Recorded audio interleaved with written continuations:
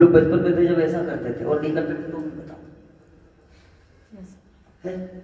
सुना ही है, वो कहते हैं ना कि अगर कुछ अच्छा होता है तो दाग अच्छे हैं। तो अगर मान लीजिए कुछ चीजें जोड़ना भी पड़े हम लोगों को जोड़ो, हम बच्चे का भला चाहते हैं तो अपने जीवन की घटनाएं सुनाइए उनको, किस तरह से करते थे हम लोग, उनको एक दिशा दीजिए, उनका टाइम टेबल बनवाइए, एक प्लान बताइए उनको कि बेटा इस तरह से आप अपने समय को विभाजित कर सकते हैं। और 1 घंटा बैठो, ज्यादा नहीं बैठना, 1.5 घंटे नहीं पढ़ना है आपको, 1 घंटे पढ़ना है, लेकिन उस 1 घंटे में अपना पूरा फोकस उसी पर रखो। 10 मिनट का विश्राम लो, 15 मिनट का विश्राम लो, फिर बैठ जाओ 1 घंटे के लिए अगला विषय लेकर के, और लक्ष्य बनाओ कि इस 1 घंटे में मुझे इतना याद करना है। तो लक्ष्य लेकर धीरे धीरे चीजें डेवलप होने लगेगी तो ऑटोमेटिक वो एकाग्र होने लगेगा। फिर उसको पढ़ाई के लाभ बताइए, आने वाले समय में किन किन परिस्थितियों का सामना आपको करना पड़ेगा वो आप बताइए। बेटा आपके माता पिता दिन रात मेहनत करके कर्ज करके और आपको पढ़ा रहे हैं, क्या वो सरकारी स्कूल में नहीं करा सकते थे? सरकारी स्कूल में शिक्षण फ्री है, यूनिफॉर्म फ्री है, बुक्स फ्री है, इवन एक टाइम का खाना भी फ्री है। कितना फायदा हो रहा है, क्यों नहीं करवाया मां?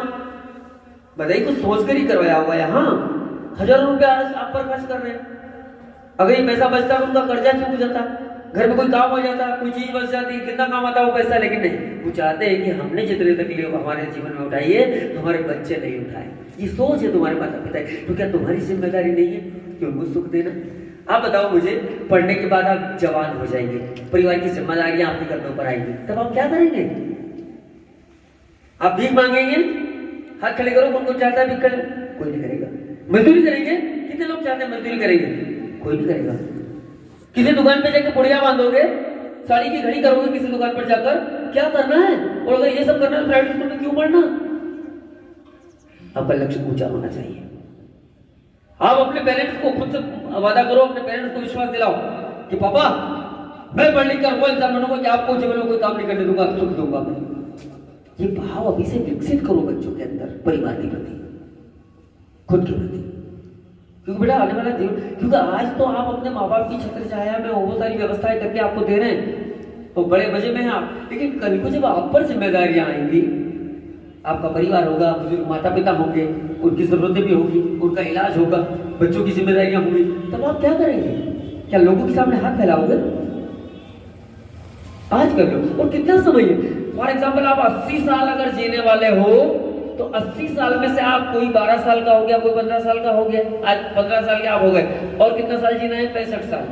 अब मुझे बताओ, आपकी स्टूडेंट लाइफ 10 साल हो रहे, या तो आप 10 साल खूब एंजॉय कर लो, और बाकी का जो 55 साल जिंदगी और जीना है, 60 साल और जिंदगी जीना, वो कितनी जिल्लत भरी होगी, वो सारा दृश्य उनके सामने उपस्थित करो आप कि क्या क्या होगा उन 60 सालों में। और या फिर इन 10 सालों में सब कुछ भूल जाओ, मौज मस्ती क्या होती है, अच्छा खाना क्या होता है, मनोरंजन क्या होता है, सब कुछ भूल के और अपने लक्ष्य को ही ध्यान में रखो। लक्ष्य के प्रति 10 साल ये यूं निकल जाएंगे, 15 साल आप निकल गए यार, पता चला आपको? 10 साल और 10 साल मेहनत कर लो मेरे बच्चों, आने वाला समय आपका सुखी हो जाएगा, 4 लोगों के बीच इज्जत होगी आपकी, पैसा होगा आपके पास, सब कुछ होगा, लोगों की मदद करना तो, और बाबा आप गर्व से कहेंगे ये मेरा बेटा है। और नहीं तो हम किसी मोड़ पर मिले तो हमसे पूछी पाओगे। तो ये बहुत सारी ऐसी बातें हैं जो सबको करना चाहिए, लेकिन मैं देखता हूँ टीचर्स लोग अपने लेसन से बाहर ही नहीं निकल पाते हैं, जबकि वो एक साध्य है, साधन नहीं है, पुस्तकें साधन नहीं है, साध्य है केवल। उससे बाहर निकल करके आप देखिए, क्योंकि बच्चे के संपूर्ण व्यक्तित्व विकास का जिम्मा हमने लिया है। केवल शैक्षणिक विकास नहीं करना है, उसका संपूर्ण विकास करना है उस बच्चे का, तो उसके लिए सारी जिम्मेदारी हमें ओढ़ना होगी। अब ये देखो, शिक्षक को कल्पनाशील तो होना पड़ेगा, खुद की कल्पनाएं काम करती है यहाँ। ऐसा नहीं कि मैंने कह दिया कि राजेश्वरी कल एक काम करना, तुम्हारे यहाँ ये प्रयोग करना, राजेश्वरी जाके वो कर लिया, सर आज क्या करूं, ऐसा नहीं होता है। खुद की कल्पना है, प्रयोग कीजिए, नए नए प्रयोग करिए शिक्षण में।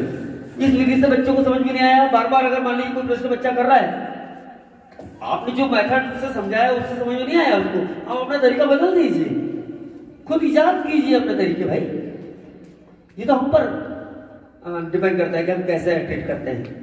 तो स्मरण शक्ति, फिर रात को जब आप एक काम करना, रात को जब आप सोते हो ना तो सोते तो नींद नहीं आती ना, तो सोते समय अपने शरीर को पूरा ढीला छोड़ दो, शिथिल।